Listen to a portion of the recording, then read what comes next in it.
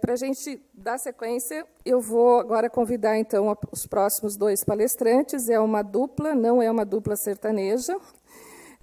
Como vocês não sabem, mas nós importamos alguns palestrantes, então temos uma alta concentração de gaúchos neste evento, importamos lá da ponta de baixo do Brasil.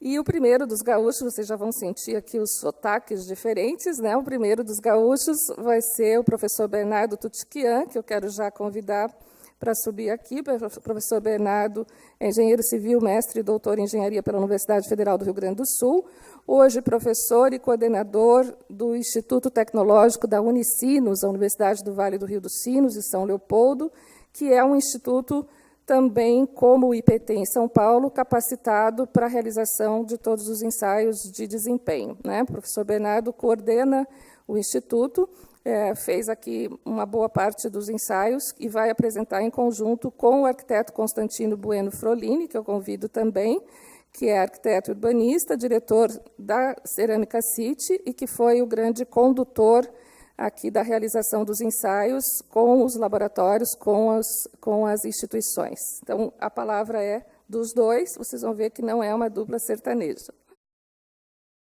Obrigado, Maria Angélica, obrigado, Neto, e toda a Cerâmica City aí pelo convite para nós estarmos aqui hoje.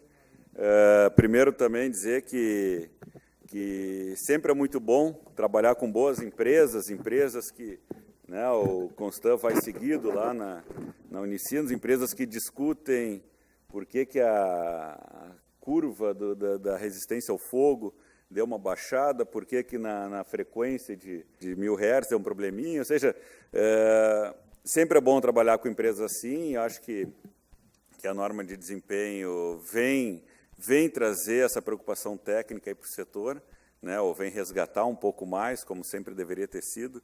Isso é muito bom. E aqui a ideia é nós apresentarmos, eu falei para a Maria Angélica apresentar em dupla, não sei como é que vai ser esse negócio, mas acho que vai dar certo, né? A gente vai trocando aqui, até ensaiamos ontem, né? Jogral, né? Jogral. Para os mais antigos, porque no interior sabe que é jogral, né? Vamos fazer um jogralzinho aqui. E é mais ou menos isso aí. Então nós vamos indo aqui, vamos conversando aí sobre os ensaios da Cerâmica City, né? Bom, então a Maria Angélica já apresentou aí a norma, né? Todos os requisitos, etc. Nós vamos passar essa parte. Então, todos os sistemas construtivos têm os pontos frágeis e os pontos fortes, né? Nenhum sistema construtivo é todo bom. Se for todo bom, é muito caro, provavelmente, né? Então, voltamos a dizer, cada sistema tem suas características básicas, né? Sistemas um pouco mais pesados, que é o caso dos sistemas com base de alvenaria, eles vão ter excelentes características na parte mecânica, na parte ao fogo, etc. Então, são itens que não nos preocupam tanto num primeiro momento, mas, obviamente, que toda a gama de ensaio é necessário realizar, né? Então, no desempenho mecânico, né, Constant, nós fizemos lá, cadê o laserzinho lá? O choque brusco de portas, né, no sistema de alvenaria, o corpo duro, o corpo mole, né, que a Maria Angélica apresentou como se fosse um bêbado, né, caindo na parede, né, nós representamos como um saco de 40 quilos, né, um bêbado magrinho, né, a carga suspensa, né, e a carga suspensa provinda de rede, né, ou seja, devida à rede, né. Falou que lá no Rio Grande do Sul a gente vai falar de sotaque, lá a gente não tem sotaque, né, o resto do Brasil que tem um pouquinho de sotaque, né. Então, e lá também a gente não usa rede, né, também não usa muita rede, né, até usa, dá uns 2 meses por ano dá para usar rede, né. Carga excêntrica, até também para a norma de alvenaria, a mini parede, ou seja, é muito bom de fazer esse ensaio aí A gente sai aqui da resistência do componente, né? Nós estamos aqui no bloco, né? Assim como a argamassa também tem que fazer o seu controle tecnológico, né? Depois a gente passa para um segundo momento, que é o prisma oco, prisma cheio, dependendo se é com grout ou não, até chegar na mini parede que é o ideal para o controle tecnológico de uma alvenaria estrutural, por exemplo, mas também nós sabemos que, claro, que o custo é um pouco mais elevado, não é para todo caso, né? Aqui a laje de reação, não é muito aqui para a Cerâmica City, mas também é interessante. Enfim, aqui aí os resultados. Né? Agora eu posso falar. Agora é contigo. Tá bom. Primeiro, bem-vindo, pessoal. Obrigado vocês terem vindo. Vou reiterar o agradecimento do Neto. E só avisar uma coisa, na volta aqui a gente vai deixar o manual com vocês, só para lembrar, porque senão eu acabo esquecendo no decorrer da palestra. Bom, a gente fez o teste com bloco de 9. A gente começou os testes com bloco de 9 e não deu sequência no mecânico para outros blocos. Por quê? Numa alvenaria mais, digamos assim, menos resistente ou de menor espessura, se passar de menor espessura do jeito que passou, não vai ter problema nas espessuras maiores. Então, por isso que a gente está trazendo de bloco de 9, numa conformação como é uma parede interna, gesso com gesso, não tem muita modificação e tudo superior, a ação de portas atende, a gente não teve nenhum problema nessa questão mecânica, como o Bernardo disse, é uma coisa que é bem tranquilo de se passar e não ter problema nenhum. Só deixar claro que a ação de portas não tem os requisitos quantitativos, né, intermediário, superior, então por isso que atende. Não, né, parece que tudo atende superior, menos porta. Né, então. Voltamos para o fogo. Lá. A resistência mecânica foi muito simples, né, foi muito rápido. A resistência ao fogo, desempenho ao fogo, né, segurança estrutural contra incêndio, a gente sabe que é dividida entre resistência e reação. A reação não é objeto de estudo aqui, porque o bloco cerâmico não é necessário, não é um material de acabamento e revestimento. Né? Nós temos que atender, aí, basicamente, no Brasil inteiro, mas principalmente em São Paulo, aqui, a IT8, né? E a 14432, né? A NBR 14432. Né? Então, basicamente, o TRRF, né? O tempo requerido de resistência ao fogo, é em função da altura, do risco que se tem na edificação. Né? Em função disso, tem que selecionar um determinado sistema. Então, é o papel do fabricante desse sistema, né? A junção dos fabricantes até chegar no sistema, ter o TRF, né, o tempo resistência ao fogo do seu sistema construtivo, e, obviamente, tem que ser maior ou igual ao TRF. Né, tem um R a mais ali. Né. Enfim, nós usamos aqui, tem todas as curvas padrão do mundo inteiro, que são muito parecidas. Nós usamos a vermelhinha, né, a da norma internacional, a ISO 834, né, nos Estados Unidos vai usar STM, outros países têm outras curvas e tal, mas, basicamente, a vermelhinha manda no mundo. Né? E nós temos 3 requisitos básicos. Né? Agora, a resistência ao fogo, nós tivemos um caso bem pontual aqui em São Paulo, né? O edifício São Paz de Andrade, né? São Paz de Almeida, ou Andrade, no Largo do Paissandu, né? Que é um caso bem típico, né? Que nós temos que ter a resistência mecânica, não pode colapsar, né? Na resistência ao fogo. Esse até nem é o pior problema, né? Normalmente, nos nossos ensaios, começa a pegar um pouco mais aqui, né? No isolamento térmico e estanqueidade. Então, uma parede de compartimentação ou de isolamento de risco precisa ter, além da resistência mecânica, a estanqueidade, a passagem de gases quentes e fumaça, né? Ou seja, não pode passar fumaça quente para o outro lado da parede. Então, ao longo do ensaio, a gente testa lá com chumaça de algodão. A norma ainda a norma é um pouquinho antiga, né? 14432 ainda pede o chumaço de algodão, mas, enfim, não pode ter chamas na face externa, e também isolamento térmico. Do lado interno do forno está temperaturas mais ou menos desse nível aqui, né? Em função do tempo, eu vou ter lá 800, 700, 800, 900, 1000 graus. Do outro lado, não pode estar 180 mais a temperatura ambiente, né?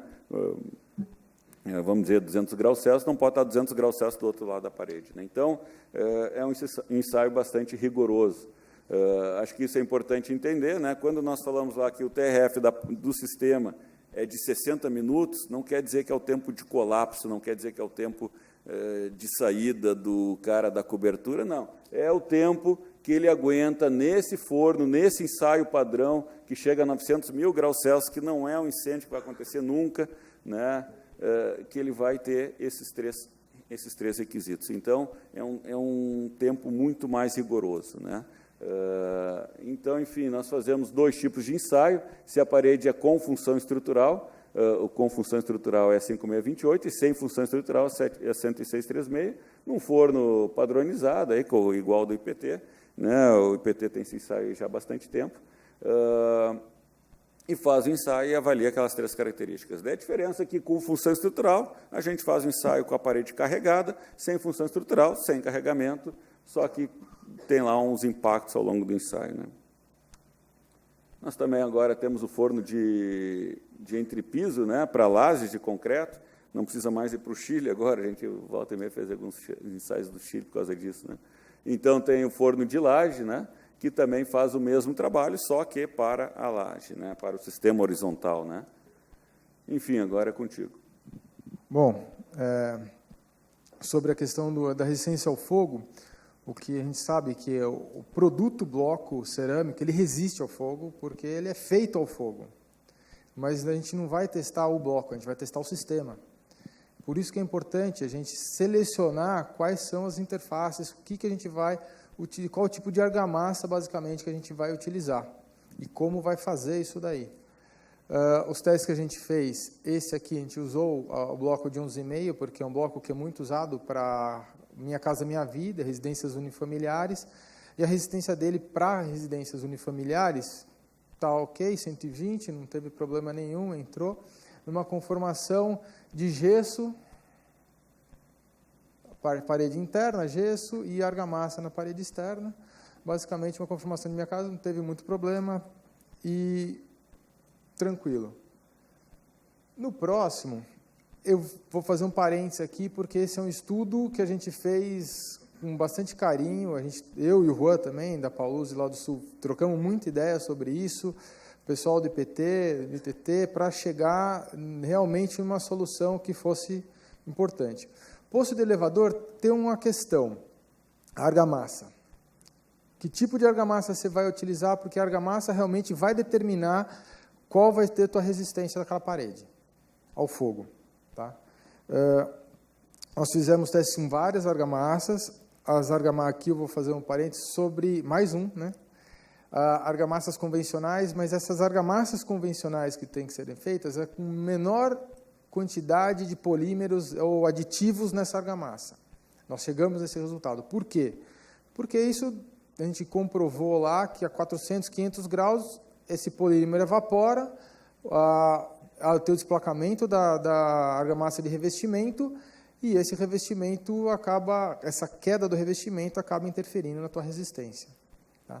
Então, as argamassas que a gente testou foram várias, mas as argamassas que foi muito bacana, que deu aqui, foi a argamassa convencional do nosso amigo Flávio, da Argafácil, que ela de descalvado. Vou fazer o parênteses mesmo, porque eles deram um apoio para a gente também, ajudaram bastante no nosso desenvolvimento. E a argamassa de alumina, por incrível que pareça, a mesma argamassa que a gente usa nos nossos fornos, ela teve a mesma resistência de uma argamassa convencional mais mineral, com maior quantidade de mineral. Por que isso? Por incrível que pareça. Porque a argamassa com alumínio ela tem um tempo de cura. Eu não vou botar fogo na nossa parede para curar aquela argamassa de revestimento. A gente imaginou que, por ter alumínio, ela ia ter uma resistência maior, mas aqui eu vou mostrando para vocês que o tempo delas o resultado delas foi igual. E a curva delas, aqui a curva, o Bernardo pode me assessorar melhor, mas a curva das duas. Então, foram muito próximas. Tá? E aqui a gente trazendo para vocês uma que passa em tudo. Tá? Essa conformação de parede com argamassa dos dois lados, 240 minutos, passa em todos os requisitos, não tem problema nenhum. E como um bom lateral que sou, vou lançar a bola de novo para o meu centroavante aqui. É legal de ver a curva, né? E a gente entende bem, começa a desenvolver bem. O bloco tem uma excelente resistência ao fogo, não há dúvida, só que, claro, a grande preocupação são as juntas, né? Ou como o alemão diz lá, a junta, né?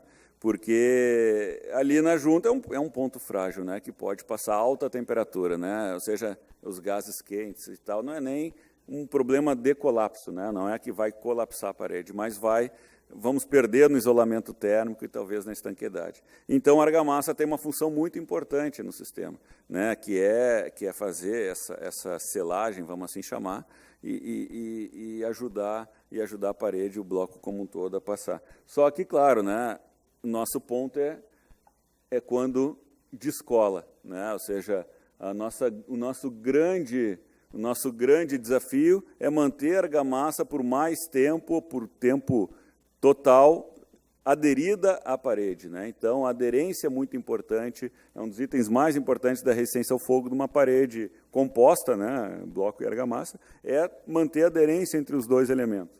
E dá para ver aqui que a alumina perdeu a aderência muito rápido, né? Talvez por um tempo de cura baixo, talvez. Normalmente ali naquele patamar dos 100 graus, aqui está um pouquinho abaixo, que é a temperatura de ebulição da água, é quando cai o revestimento, e aí as temperaturas começam a subir até chegar aqui na reprovação, mais ou menos nesse momento aqui, né? E também é importante entender, né, que 120 minutos é o tempo que passou nos 3 requisitos, né? Dificilmente uma parede dessas acaba o ensaio, quem olha de fora, ela está intacta, não teve colapso, não teve nada, então, ou seja, não é um problema, é um problema de, normalmente, aqui nos blocos, é um problema de temperatura, é quando passou daquele 180, mais ou menos, mais a temperatura ambiente, de um termopar isolado, ou 140 da média aritmética dos 5 termopares, né? É isso aí, né? Então, aqui uma curva padrão, aqui um ensaio padrão, esse aqui é qual? Esse aqui é o que passa em tudo, que tu comentou, né? Ou seja, chegou bem lá, chegou nos 240 minutos, com uma temperatura ainda 140 graus, né? Então, só voltando rapidamente aqui, né? Aí cadê a curva? Aqui, ó.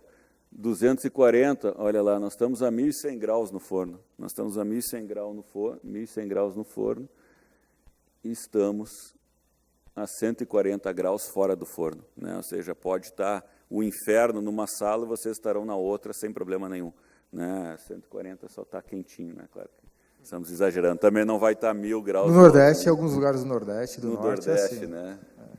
Então. Bom, vamos para o acústico, né?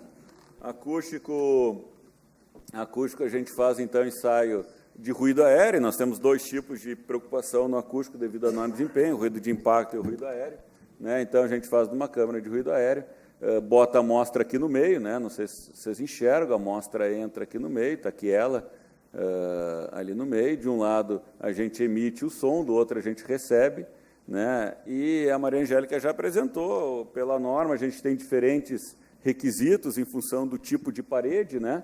Nós temos a paredezinha azul ali, né? De contorno, que é a fachada, né? Que tem essa necessidade, 25, 30 e 35 dB. Agora falando do RW é o resultado de laboratório, né? E o DNTW é o de campo, né? Então, a norma, inclusive, ela permite 5 dB abaixo, essa até é uma discussão, né? Ou seja, se eu atingo em laboratório, eu tenho 5 dB para perder em obra, né? Ou seja, probleminhas de execução e tal, é até uma discussão se isso é bom, é ruim, é pouco, é muito, né? Pela experiência, vem dando com uma boa folga até os 5 dB. Mas, enfim, vamos falar mais do RW, porque nós estamos em laboratório, vocês têm que se preocupar com os dois, mas tem que projetar com o RW e garantir o em campo, né?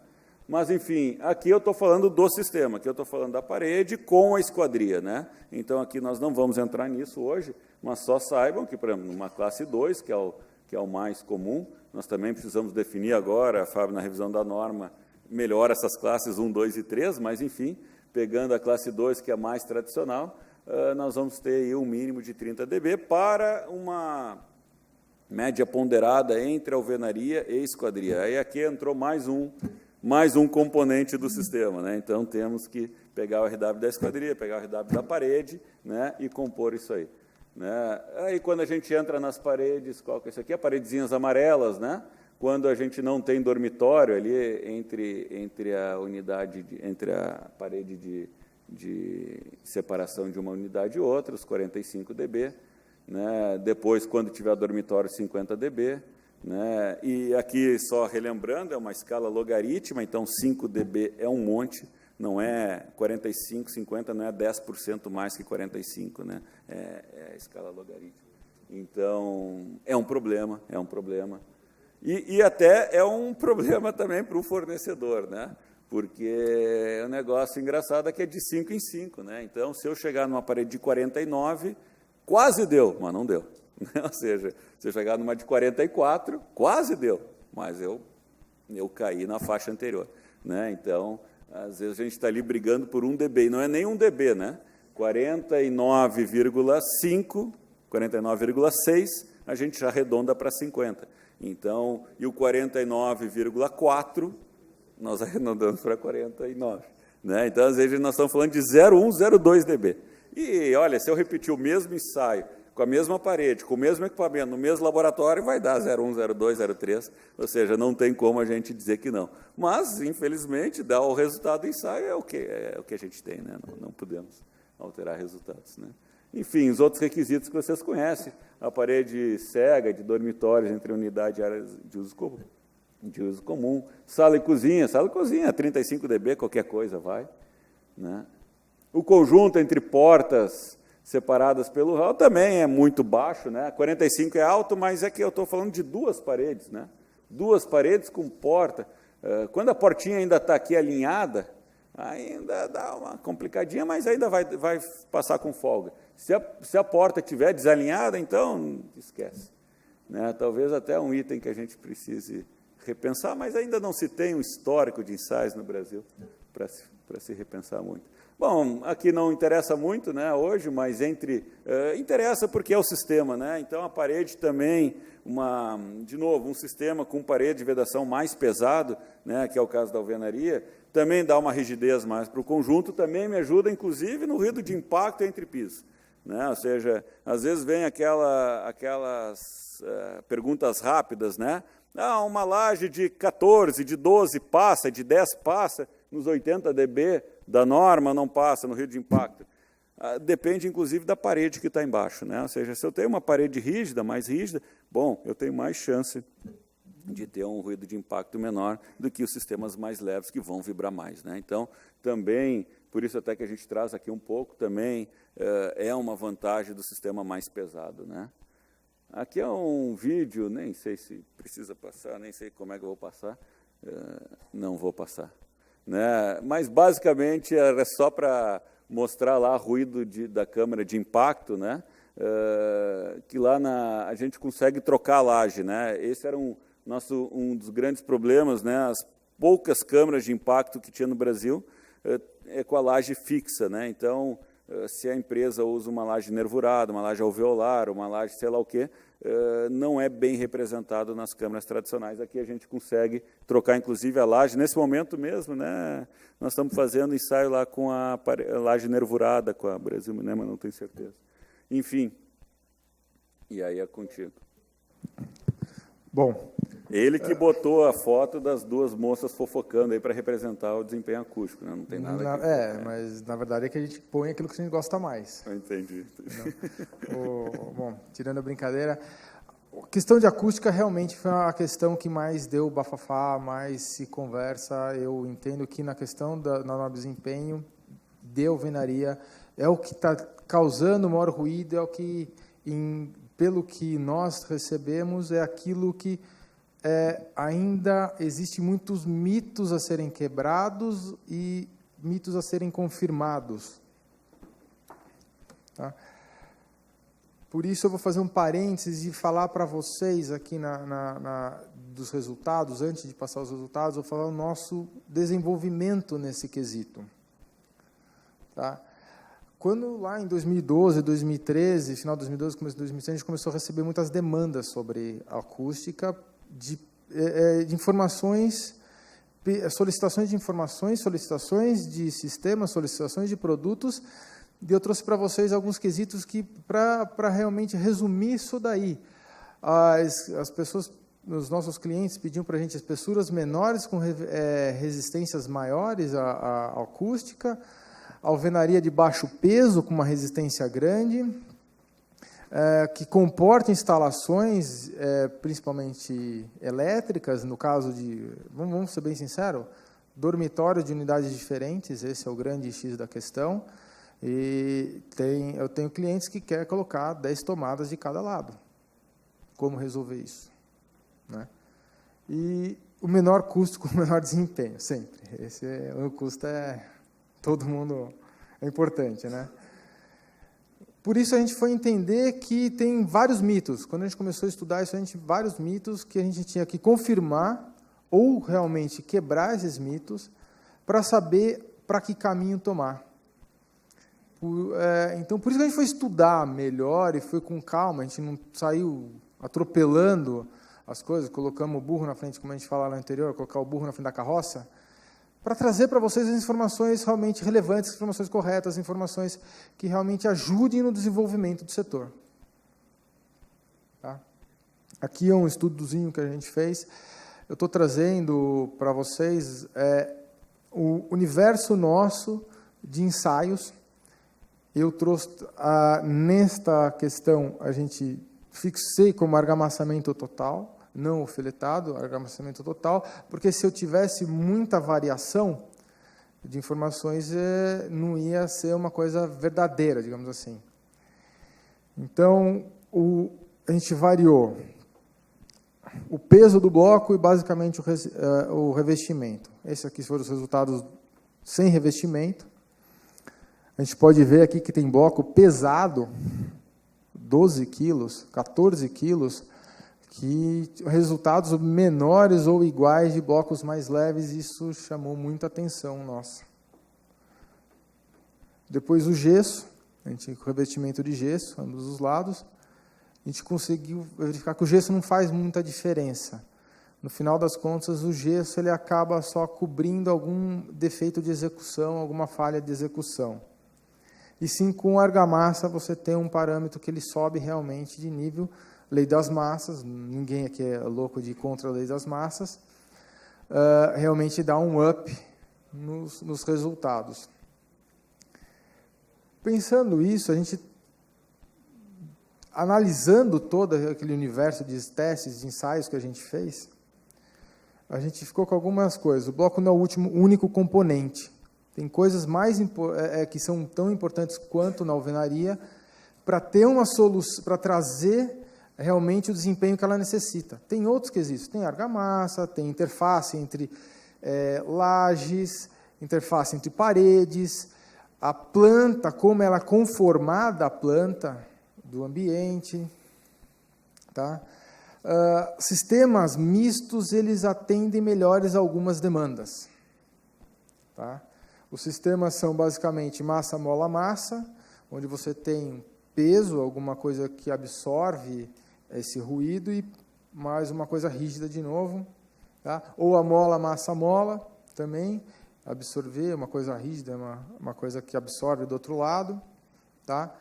E para o item bloco, dentro do item bloco da alvenaria, não era só peso, não é só botar peso no bloco, ou jogar muito peso, um bloco muito pesado, que vai realmente te trazer um resultado para algumas demandas melhor ou pior. A gente tinha algumas coisas que estavam interferindo. A massa realmente é importante, o peso é importante, mas também tinha a geometria do bloco, a geometria do produto. Tá? Isso daqui foi uma coisa importante, a porosidade do produto. A porosidade do produto interfere muito no resultado do acústico dele, do desempenho acústico dele, não só do acústico, mas como outros quesitos também. Mas para o acústico realmente foi uma coisa que modificou a nossa maneira de desenvolver o produto. Bom, com todas essas informações, a gente tinha 2 caminhos a tomar. Tá? Esses 2 caminhos eram, ou a gente desenvolvia um sistema, ou a gente desenvolvia o produto, ou fazia os 2. A gente resolveu fazer os 2. Tá? A gente partiu de sistemas basicamente assim, que é uma alvenaria filetada, blocos de menor resistência, menores espessuras, revestimento de gesso. A gente partiu disso daqui para sistema massa, mola, massa, onde nós temos aqui uma lã de vidro no meio, paredes de cada lado. É um exemplo, tá, do que nós fizemos. Sistemas mola-massa-mola, a gente usou nos nossos testes drywall, como a questão da mola, da absorção das frequências, né? E sistemas agregados de produto. A gente fez alguns testes com vários produtos e principalmente com vermiculita. Agradecer ao Brasil Minérios também pela essa parceria com a gente, que deu bons resultados. Tá? Não vou trazer todos os resultados para vocês, senão o dia não ia caber, né? Porque foi realmente muitos testes, passamos de 100 testes. Tá? E no produto, no design do produto, a gente saiu de produtos desta configuração para produtos com essa configuração e ainda estamos em desenvolvimento no design para trazer realmente soluções mais eficientes. Tá? Vamos aos resultados. Vou começar com o bloco de 9, tá? Uma espessura de 9, com preenchimento de vermiculita, e o interessante dele é que ele chegou a 47 dB, uma espessura, uma parede final aí de 14. Para muitos é interessante isso daqui, uma parede realmente, não é uma parede muito grande, com um resultado legal. Tá? A gente entende também que todos esses que a gente está trazendo aqui, o desenvolvimento não parou, a gente consegue desenvolver isso daqui por mais tempo. Tá? Vamos continuar. Vou acelerar. Ela só está cobrando a minha. Tá bom. Depois outro sistema que a gente partiu. Aqui massa, mola, massa, usamos lã. Com gesso 48, sem gesso com argamassa 50. Você viu que quando a gente entrou para um sistema desse, a diferença a gente imaginava que ia ser maior, não foi tão grande assim de um para o outro. Tá? E uma parede com bloco relativamente leve, tá? Que é um bloco de 9. Tá? 11,5 com vermiculita, também para ver se conseguia atingir espessuras menores. Conseguimos um bom resultado de 48 dB. Tá? Vou dar uma acelerada. Aqui é o caso de residências unifamiliares, Minha Casa Minha Vida. Então, nesse aqui, vocês estão tranquilos para residências unifamiliares, para quem constrói. A gente tem alguns clientes que constroem casas unifamiliares, grandes conjuntos. Está tranquilo, essa conformação para eles. Tá? Esse é o nosso bloco de alto rendimento, a gente queria saber realmente, mas esse bloco foi um bloco que nós desenvolvemos para grandes panos de alvenaria, basicamente subsolo, muros, áreas externas, coisa assim. Então, para essas áreas também, essa conformação está tranquila, não tem muito problema. A mesma espessura para o nosso bloco comum, trazendo para vocês, nosso bloco de linha, que é o que mais vende, 45 dB, está tranquilo. Só um quesito que a gente tem que ficar esperto, né? Uma parede que tem que ficar esperta. Bloco com vermiculita, preenchimento de vermiculita, 49 dB. Isso aqui vai entrar naquela coisa assim, é que nem eleição, né? O Bolsonaro está mais ou menos do Alckmin, tantos por cento? Você não sabe, porque pode ser 5 para mais, 5 para menos. Se for a folha, é 50 para mais, 50 para menos, né? Nos testes, mas bateu na trave. 48 de novo. Esse aqui, agora eu vou fazer uma observação. Esse bloco foi desenvolvimento nosso, um bloco de 13 quilos. Resultado, 48. O mesmo bloco, a gente mudou o peso dele, conseguimos baixar o dele, 47. Ele está dentro da zona do erro do próprio teste.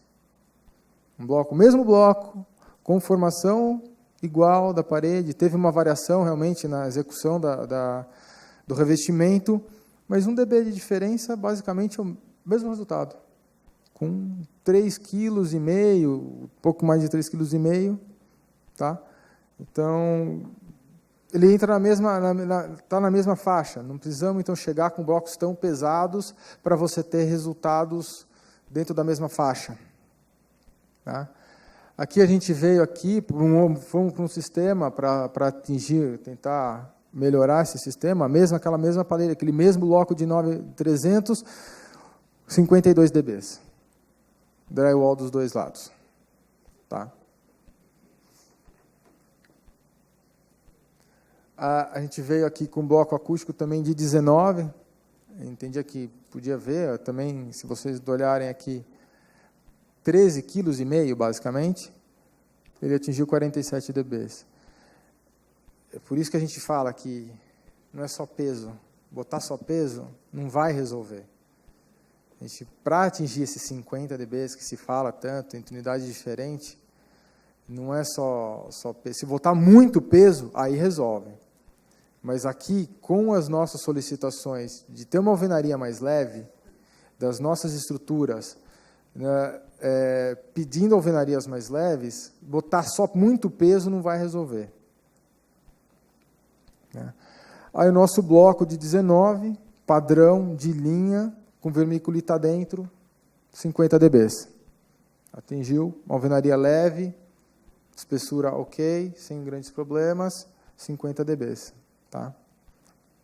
Aí essa daqui é a última sistema que a gente está testando. Com gesso, parede, a gente quis saber como é que era a conformação de alvenarias diferentes, de espessuras diferentes.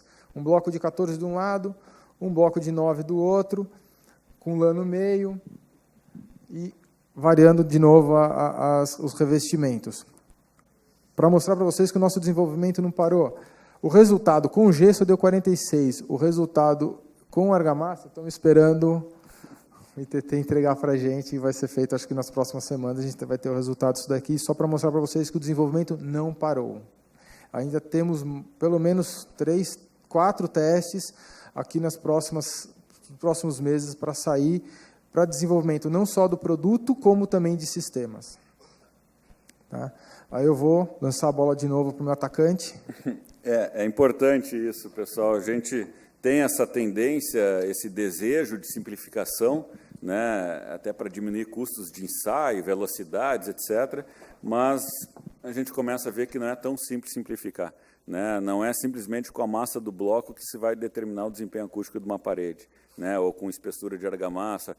Cada 1 centímetro de argamassa dá 1 dB, cada X quilos de bloco... É muito simplificado fazer dessa maneira. Claro que para conta de bar, às vezes, serve um pouco, para ter um parâmetro, mas nada, infelizmente, substitui o ensaio. Né, felizmente ou infelizmente.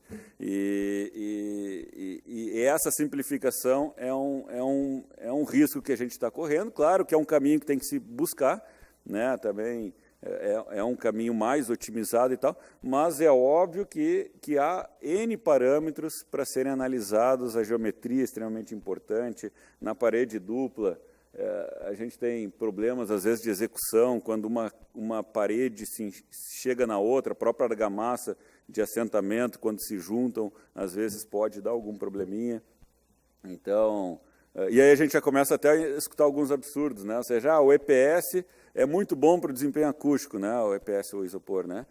Não serve para nada o EPS, mas ele, às vezes, na parede dupla, ele evita que uma argamassa encoste na outra e ele acaba dando um excelente resultado, mas simplesmente por estar criando uma barreira ali. Enfim, nós temos que entender um pouco mais a fundo cada um dos parâmetros e o que influi para a gente conseguir chegar em sistemas mais otimizados e dentro da norma, né?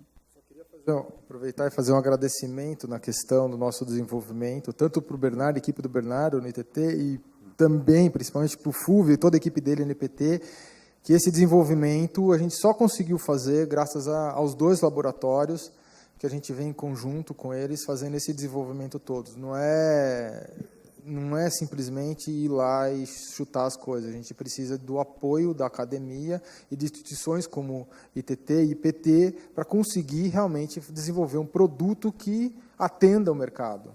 Não simplesmente sistemas e produtos que atendam o mercado e não simplesmente sair chutando para ir e falando um monte de mito que a gente vai lá descobre que não é verdade. Perfeito.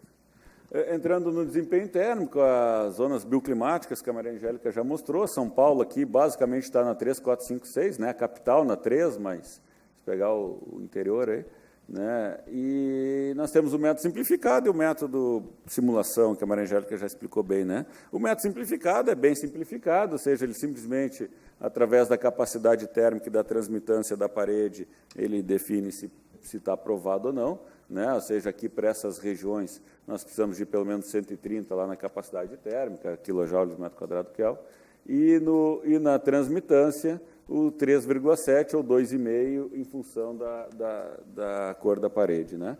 E também nós temos o método... então, o método simplificado é o método meio simplificado, né? Em excesso, às vezes. Simplesmente, pelas características ali do bloco, argamassa, etc., a gente define se o desempenho térmico do prédio está ou não adequado. É um pouco exagerado, né? Não consideramos esquadrias, não consideramos tamanho de janelas, não consideramos tipo de vidro, não consideramos nada. Até porque o nome já diz, é um método simplificado. Enfim. Aí nós temos a simulação computacional, que, opa, agora sim, eu vou simular pavimento por pavimento, eu vou simular inverno, vou simular verão e tal. Mas ainda assim, nós temos uma grande variabilidade dos dados de entrada, né? Então, provavelmente, se vocês pedirem para eu fazer uma simulação, para o consultor fazer uma simulação, provavelmente os resultados vão dar bem diferentes da mesma edificação, né? Ou, provavelmente não vou dizer, mas pode dar bem diferente, né? Da mesma edificação, do mesmo sistema construtivo. Então, nenhum dos métodos é 100%, olha, faz por aqui que vai ser legal, né? Os dois têm as suas limitações e as suas qualidades, né? Então, indo para os resultados, Constant. Vou passar bem rapidinho aqui, mas Teu tempo está esgotado. Eu percebi. Estamos nos acréscimos. Tentar fazer um gol aqui agora, né? Basicamente, a gente tem que ficar esperto em dois itens, mas 3 itens, na verdade. Aqui a gente vai para a capacidade térmica, sempre abaixo sempre acima desse 130 e sempre abaixo aqui na transmitância térmica, tá? Aqui para cores claras, aqui para cores escuras. Então, se vocês deram uma olhadinha lá, tá tudo ok. Uma parede de 9, se uma parede de 9 está atendendo, a gente sabe que é fachada, mas a gente fez também o de 9, porque já entrou no bolo. Já que vai fazer de 11,5 para Minha Casa Minha Vida, ou residências unifamiliares, tranquilo, a gente não vai ter muito problema aqui, realmente, com o bloco cerâmico nessas conformações de fachada, que a gente encontra facilmente no mercado aqui, o que a gente tem dos nossos clientes fazendo hoje, a grande maioria dos nossos clientes fazendo hoje. Tá? Vou tentar passar a bola de cruzamento, de goleiro para... Estanqueidade muito rápido, estanqueidade pouco, depende do bloco, enfim, né? Ensaios de permeabilidade, estanqueidade de parede cega, né? Enfim, a Maria Angélica já mostrou lá os ciclos de 7 horas e tal. Atende superior. Não sei, tu quer falar? Sim. Fala. Não, vamos lá. Superior, não tem muito segredo. Superior, ponto. Estanqueidade pouco importa, né? Da parede, sim. Claro, vai importar para áreas molhadas. Sim, e tal. A gente fez 11,5 e 14, basicamente, porque as duas fachadas as duas conformações que a gente mais encontra aí, são as espessuras de parede que a gente mais encontra para essas situações. Claro que para áreas molhadas vão usar outros tipos de revestimento, sim. não tal. Durabilidade, choque térmico, também é para simular as ações do dia a dia numa fachada e tal. Então, faz o ensaio lá na câmara de choque térmico. Também é um ensaio que a nossa norma distou das normas internacionais. Nós temos poucos ciclos, né, 10 ciclos, mas com muita temperatura, 80 graus Celsius. Aqui até é um problema para os sistemas com materiais poliméricos, né, com EPS, etc. E tal. É um ensaio complexo para eles. Mas, enfim, foi feito o ensaio. Bom, ele atende o nível superior. A gente sabe que ele vai testar muito mais o revestimento da parede do que a própria alvenaria do bloco. A gente sabe disso, mas a gente fez basicamente esse teste para acalmar o coração dos nossos parceiros, tá? Porque a gente recebe muita demanda deste laudo, então a gente fez realmente para acalmar o coração do tudo. A gente sabia que era mais uma questão do revestimento do que da própria alvenaria monolítica. O próprio projeto de fachadas juntas, né? Tudo isso aí, a espessura de revestimento, tal, uma série de itens que, obviamente, que no ensaio de laboratório a gente não vai representar, porque não é a preocupação da CIT, né? Aqui, só deixar um recadinho para vocês, o Einstein é um cara que eu, desde pequeno, sempre achei uma figura icônica e falava umas coisas. E esse termo, essa, né, loucura é querer resultados diferentes fazendo tudo exatamente igual. Então, se a gente está construindo igual, a gente vai manter nosso resultado igual. Querer resultados diferentes fazendo do mesmo jeito não vai adiantar. Então, para nós termos resultados melhores, vai ter que fazer diferente, vai ter que fazer melhor. Tá? Queria aproveitar aqui e deixar o meu agradecimento, principalmente para o Bernardo, essa parceria aqui nessa palestra, para o pessoal do IPT também, porque realmente essas duas instituições deram muito suporte para a gente conseguir chegar onde chegou, e não vamos parar por aí, continuaremos, deixar aqui afirmar para vocês o nosso compromisso de desenvolver produtos e sistemas interessantes para o mercado, que atendam às necessidades do mercado. Tá? Ao longo desses 30 anos, são 30 anos muito bacanas, e a gente espera que tenha mais 30 anos bacanas com relacionamento aqui com vocês. Tá? Muito obrigado. É isso que a gente tinha para dizer. Bom, também vou agradecer. Valeu.